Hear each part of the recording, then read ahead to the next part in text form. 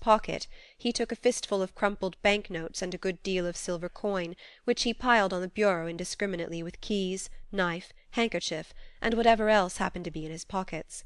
She was overcome with sleep, and answered him with little half-utterances. He thought it very discouraging that his wife, who was the sole object of his existence, evinced so little interest in things which concerned him, and valued so little his conversation.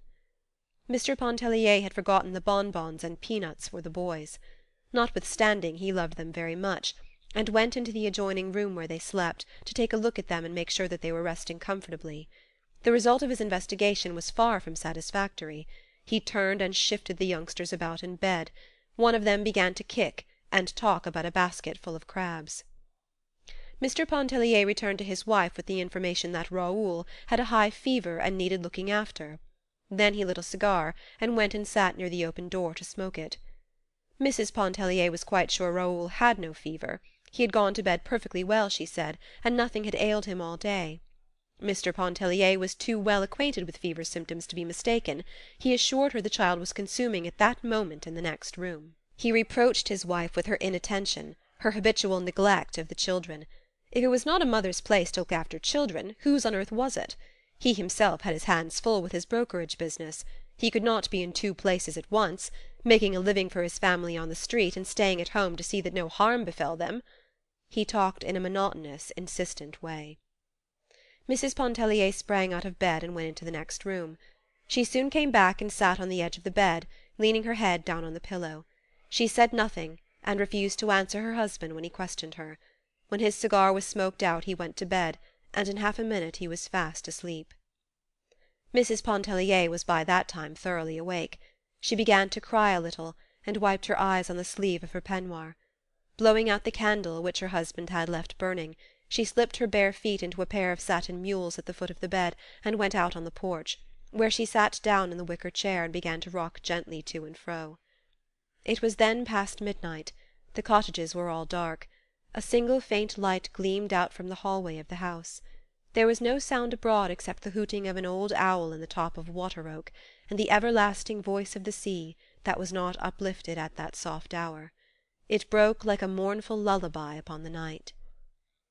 The tears came so fast to Mrs. Pontellier's eyes that the damp sleeve of her peignoir no longer served to dry them. She was holding the back of her chair with one hand. Her loose sleeve had slipped almost to the shoulder of her uplifted arm. Turning, she thrust her face, steaming and wet, into the bend of her arm, and she went on crying there, not caring any longer to dry her face, her eyes, her arms. She could not have told why she was crying. Such experiences as the foregoing were not uncommon in her married life. They seemed never before to have weighed much against the abundance of her husband's kindness and a uniform devotion which had come to be tacit and self-understood. An indescribable oppression, which seemed to generate in some unfamiliar part of her consciousness, filled her whole being with a vague anguish. It was like a shadow, like a mist passing across her soul's summer day. It was strange and unfamiliar. It was a mood. She did not sit there inwardly upbraiding her husband, lamenting at fate, which had directed her footsteps to the path which they had taken. She was just having a good cry all to herself. The mosquitoes made merry over her, biting her firm round arms and nipping at her bare insteps. The little stinging, buzzing imps succeeded in dispelling a mood which might have held her there in the darkness half a night longer. The following morning Mr. Pontellier was up in good time to take the rockaway which was to convey him to the steamer at the wharf. He was returning to the city to his business, and they would not see him again at the island until the coming Saturday. He had regained his composure, which seemed to have been somewhat impaired the night before. He was eager to be gone, as he looked forward to a lively week in Carondelet Street. Mr. Pontellier gave his wife half the money which he had brought away from Klein's hotel the evening before. She liked money as well as most women, and accepted it with no little satisfaction. "It will buy a handsome wedding present for Sister Janet," she exclaimed, smoothing out the bills as she counted them one by one. "Oh, we'll treat Sister Janet better than that, my dear," he laughed as he prepared to kiss her good-bye. The boys were tumbling about, clinging to his legs, imploring that numerous things be brought back to them. Mr. Pontellier was a great favourite, and ladies, men, children, even nurses, were always on hand to say good-bye to him. His wife stood smiling and waving, the boys shouting, as he disappeared in the old rockaway down the sandy road. A few days later a box arrived for Mrs. Pontellier from New Orleans. It was from her husband. It was filled with friandises, with luscious and toothsome bits, the finest of fruits, pâté, a rare bottle or two, delicious syrups, and bonbons in abundance. Mrs. Pontellier was always very generous with the contents of such a box. She was quite used to receiving them when away from home.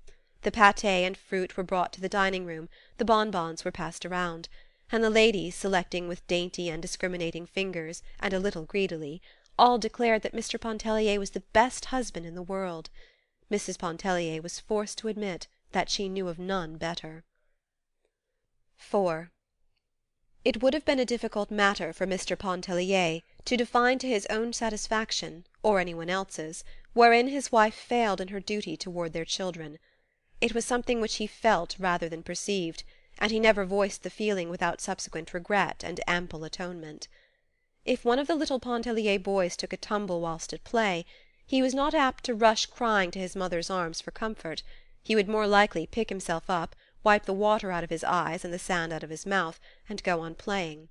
Tots as they were, they pulled together and stood their ground in childish battles with doubled fists and uplifted voices, which usually prevailed against the other mother-tots. The quadroon nurse was looked upon as a huge encumbrance, only good to button up waists and panties, and to brush and part hair, since it seemed to be a law of society that hair must be parted and brushed. In short, Mrs. Pontellier was not a mother-woman. The mother-women seemed to prevail that summer at Grand-Isle. It was easy to know them, fluttering about with extended, protecting wings, when any harm, real or imaginary, threatened their precious brood. They were women who idolized their children, worshipped their husbands, and esteemed it a holy privilege to efface themselves as individuals and grow wings as ministering angels. Many of them were delicious in the role. One of them was the embodiment of every womanly grace and charm. If her husband did not adore her, he was a brute, deserving of death by slow torture. Her name was Adèle Ratignolle. There are no words to describe her save the old ones that have served so often to picture the bygone heroine of romance and the fair lady of our dreams. There was nothing subtle or hidden about her charms. Her beauty was all there, flaming and apparent, the spun gold hair that comb nor confining pin could restrain, the blue eyes that were like nothing but sapphires, two lips that pouted, that were so red one could only think of cherries or some other delicious crimson fruit in looking at them. She was growing a little stout, but it did not seem to detract an iota from the grace of every step, pose, gesture. One would not have wanted her white neck a mite less full, or her beautiful arms more slender. Never were hands more exquisite than hers, and it was a joy to look at them when she threaded her needle or adjusted her gold thimble to her taper middle finger as she sewed away on the little night-drawers or fashioned a bodice or a bib. Madame Ratignolle was very fond of Mrs. Pontellier, and often she took her sewing and went over to sit with her in the afternoons. She was sitting there the afternoon of the day the box arrived from New Orleans. She had possession of the rocker, and she was busily engaged in sewing upon a diminutive pair of night-drawers. She had brought the pattern of the drawers for Mrs. Pontellier to cut out, a marvel of construction, fashioned to enclose a baby's body so effectually that only two small eyes might look out from the garment, like an Eskimo's. They were designed for winter wear, when treacherous draughts came down chimneys and insidious currents of deadly cold found their way through keyholes. Mrs. Pontellier's mind was quite at rest concerning the present material needs of her children, and she could not see the use of anticipating and making winter night garments the subject of her summer meditations. But she did not want to appear unamiable and uninterested, so she had brought forth newspapers, which she spread upon the floor of the gallery, and under Madame Ratignolle's directions she had cut a pattern of the impervious garment. Robert was there, seated as he had been the Sunday before, and Mrs. Pontellier also occupied her former position on the upper step, leaning listlessly against the post. Beside her was a box of bonbons, which she held out at intervals to Madame Ratignolle. That lady seemed at a loss to make a selection, but finally settled upon a stick of nougat, wondering if it were not too rich, whether it could possibly hurt her. Madame Ratignolle had been married 7 years. About every 2 years she had a baby. At that time she had 3 babies, and was beginning to think of a 4th one. She was always talking about her "condition." Her condition was in no way apparent, and no one would have known a thing about it but for her persistence in making